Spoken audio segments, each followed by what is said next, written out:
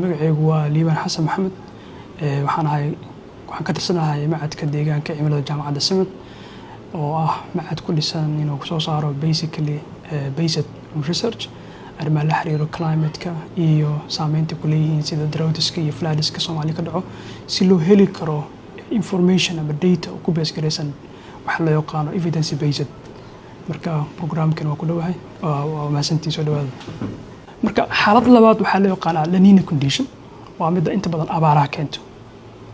oo waxa qaban waaya badda iyo bartamaha Pacific Ocean markii qabowdu waxa dhacayso trade windigiina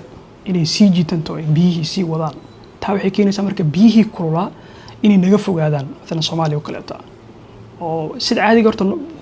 roobka waxay u shaqeeyaan inay biyaha kululaadaan dan hawada galaan roobkaas oo ku yimaado laakiin xaaladdan waxay noo keenaysaa biyihii kululaa oo haysata badda Pacific Ocean inay naga fogaadaan dan biyihii qabow ay kor ay soo maraan taa waxay keenaysaa marka wax la yaqaan droughts abaar saaguna abaarta waxay ku dhacaysaa water scarcity biyo yaraan dhacayso biyo yaraan markay dhacdo dan waxa dhacayo inay fail garoobaan nolosha sida caadigeed tusaalahan Soomaaliya marka ka soo qaadano keeskeeda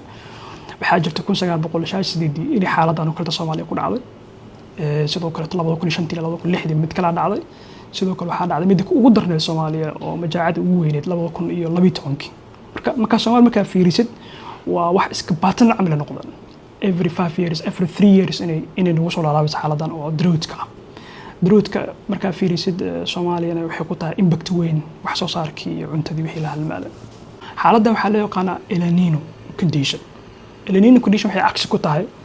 La Nina condition ki cagsi ku tahay oo biyihii kululaa ayaa waxay sameynayaan koray soo marayaan dabayshii trade windiga ahayd oo biyihii wadeysana way daciifaysaa taa macnaheedu waxaa helaynaa biyo kulul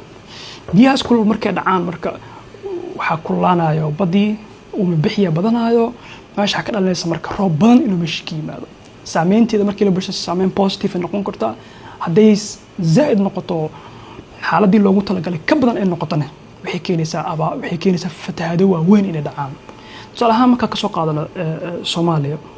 wuxuu ku dhacay 2023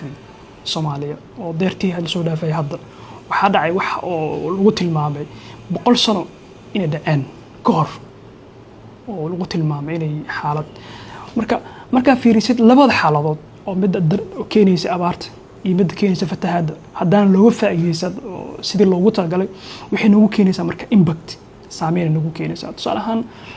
fatahaada kale marka fiirisid webiyada inay fatahaan waxaa jira wax la yaqaan flash floods daadadkii inay magaalooyinkii inay ka kacaan